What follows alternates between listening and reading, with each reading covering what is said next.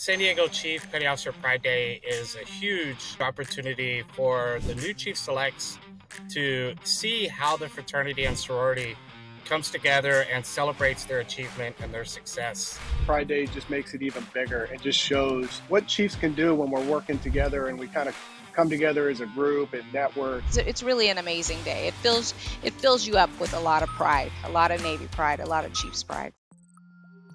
Produced by Podcast Architects. You're listening to the Lead On podcast, where we discuss experiences in the armed forces while exploring lessons from military leaders.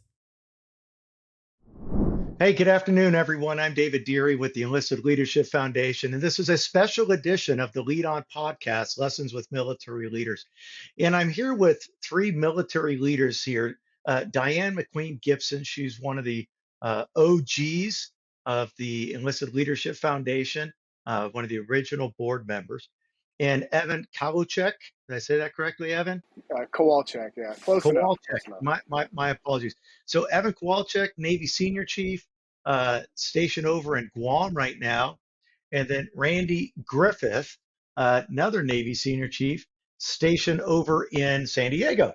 And you wanted to talk for a few minutes with these amazing people about the upcoming Chief Petty Officer Pride Day that the Enlisted Leadership Foundation puts on in Southern California. This year, the event will take place on September 22nd. This will be our 19th annual Chief Petty Officer Pride Day. That's 19. I mean, can you imagine? Who would have thought when Karen O'Connor started this way back when that it would be as big as it is and going 19 years later? These folks have been with the Enlisted Leadership Foundation working on CPO Pride Day for some time. And so I'm just going to start with Diane. Diane, you've been running the show for this event for, 4 or 5 years now.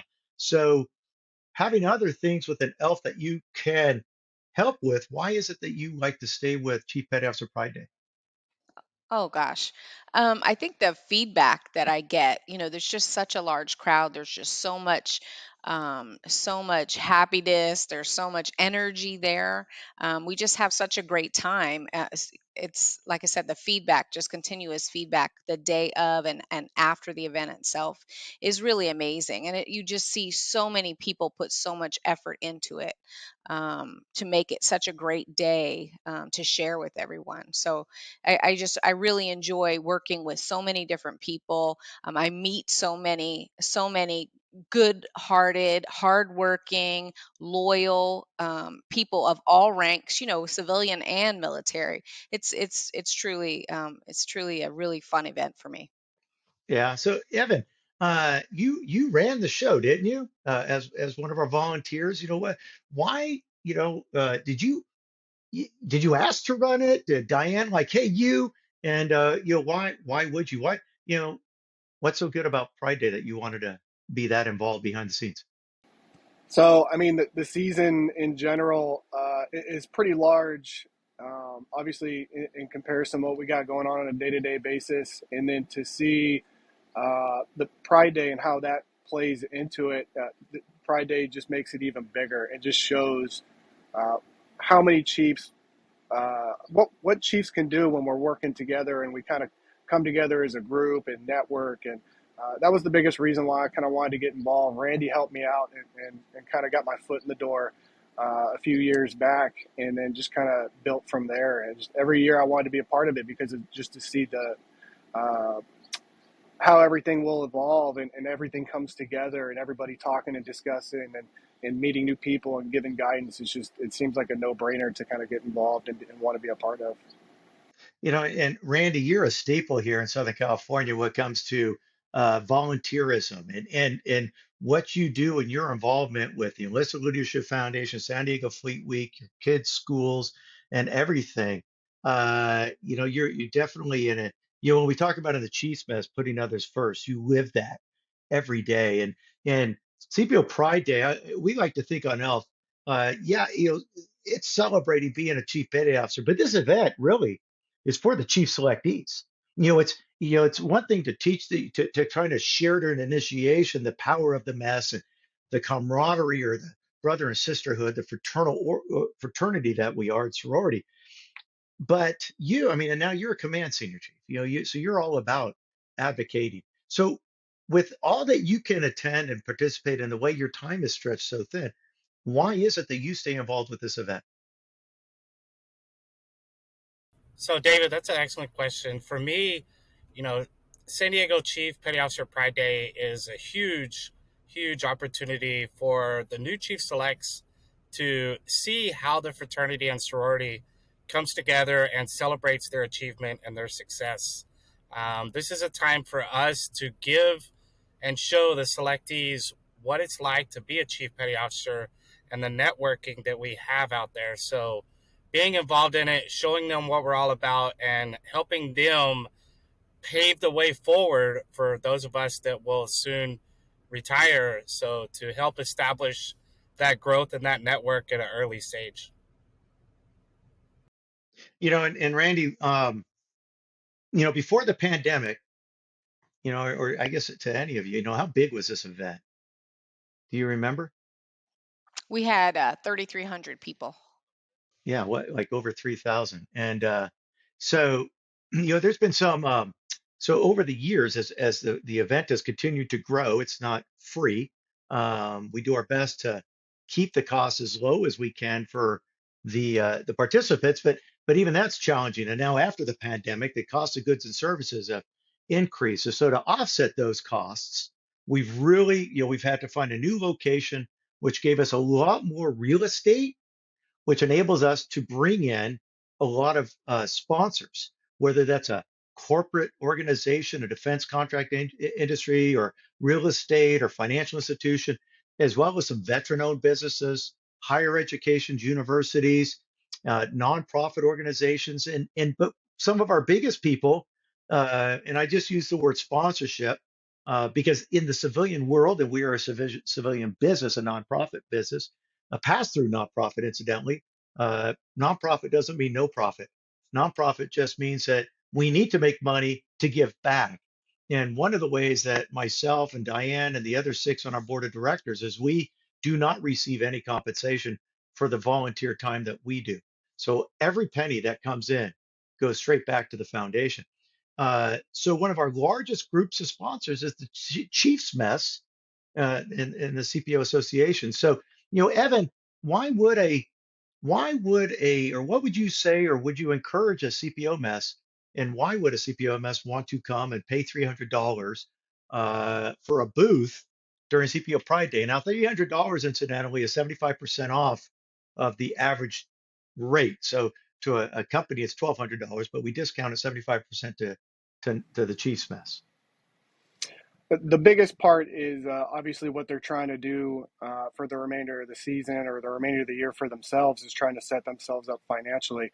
I know the biggest part is as a mess, we'll get money in and we're trying to figure out, okay, how can we pay this back? How we can take care of the sailors? We can buy meals. We can do bowling events for the junior sailors in the barracks and all the items like that. But to do that, they got to have money. I think a best way to do this is with the grand scheme of things is to get out there, get a booth, and show your swag and try to see who's interested, because there's so many people going through there and so many different commands, and we all know, being part of the mess for so long, everybody likes T-shirts, everybody likes coins, everyone's collecting. The piles just kind of stack up and rack up. It helps boost so they can support their command and their community for the rest of the season, set themselves up for the season as well. And Randy, so you've seen the layout. You've helped us develop this new location the last 2 years. Unfortunately, you're going to be deployed and you're going to miss this year. And but as you set this up, and I noticed when you set it up, you put these vendor sponsor areas one side away from all the activity. So talk to us about the other stuff that's taking place simultaneously to this vendor area. And why the vendor area is off to the side versus this other activity is out in front of the stage. Well, David, we really want to focus on celebrating the Chief Selects and celebrating the pride that we bring together. So we like to open up with a keynote speaker to give that word and wisdom to the new selects and to us genuines who have been around for a while. But also we like to have competition with the selects and see what their cadence is about, see the pride that they took in preparing their guidons, show off their vessels that they have spent numerous hours all into the night to develop, and then at the same time have that network and allowing those selects to sit down with other chiefs and gain that knowledge. So we want to separate that from the vendor side and allow time to be on both areas, but to have a fine line between that. And Diane, you've been, listen, we've known each other for, gosh, over a dozen years, and we've done these things for a long time. To you, what's the greatest takeaway of Pride Day? What's some of the best feedback that you've heard? Wow. I think from the gosh, from there's so much from the retired community. Wow, I wish they had this for us when we were selectees or when we were chiefs. They just really enjoy seeing what the chiefs mess is all about, re-entering it and seeing what we do together. And then the active duty chiefs, that it's so cool to see, a chief or a senior chief, and he or she sees someone that, you know, worked for them as an airman or a seaman, and now they're just now making chief, and they can, you know, talk about over the years the things that they've learned and the things that might help out that brand new chief.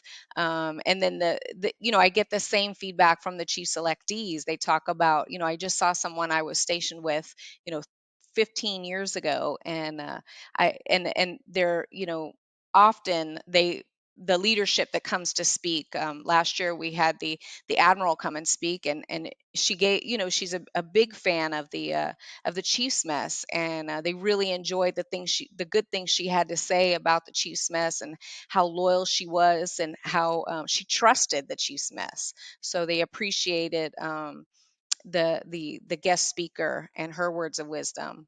They just it comes from all around. I've seen someone I worked with on a ship, 15 years ago. He was a second class, and now he's a senior chief. It's amazing. It's really an amazing day. It fills you up with a lot of pride, a lot of Navy pride, a lot of Chiefs pride for sure. And that admiral wasn't just any admiral. Admiral Tracy Hines was a Navy chief.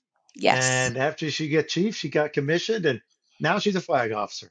And, Yes. we just finished up our foundry class earlier today, and the command master chief in the class, he was telling me, Dave, whatever you need, I hope I can be a judge for Pride Day. My favorite thing about Pride Day, and incidentally, it's one of my favorite, if not the favorite, is signing up the charge books.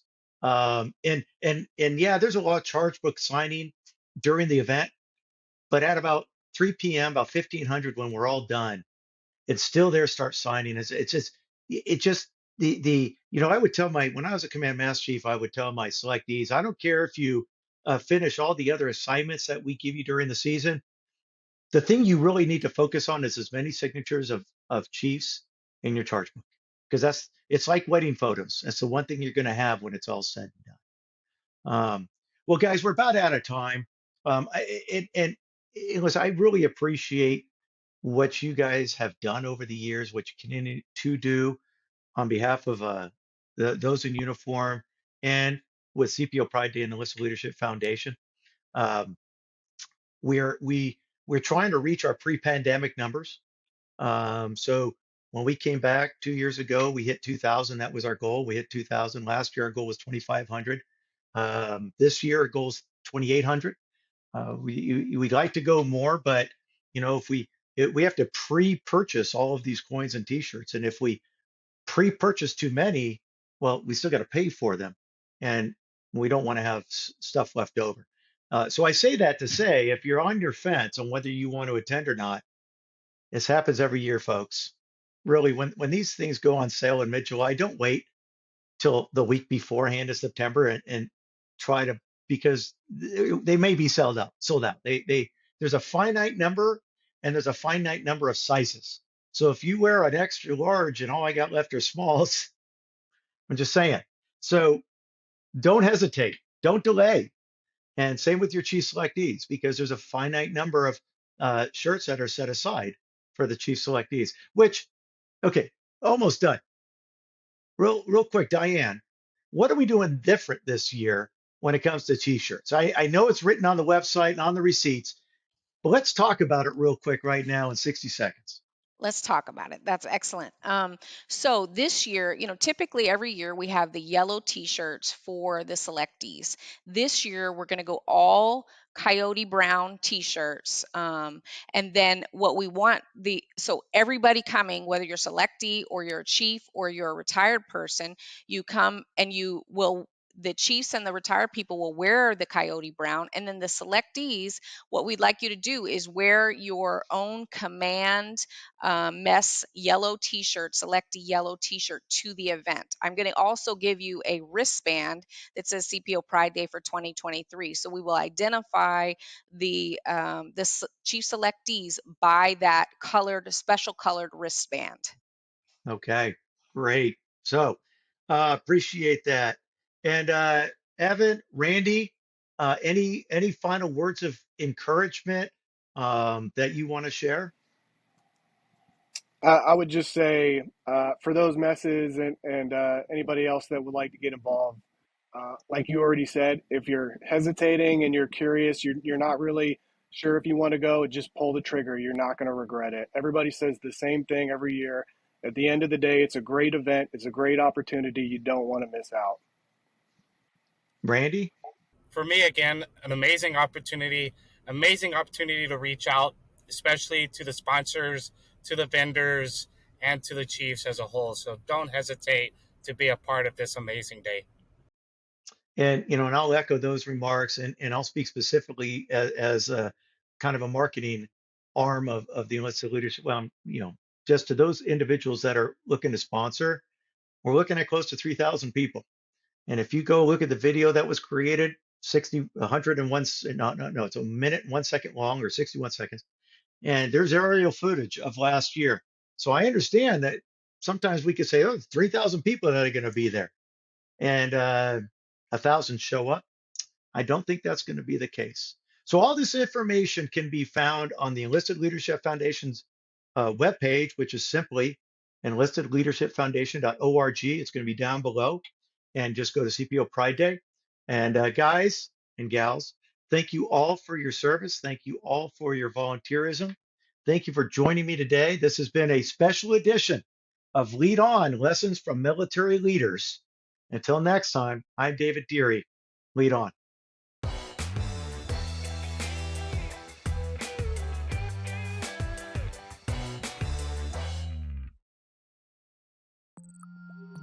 Produced by Podcast Architects.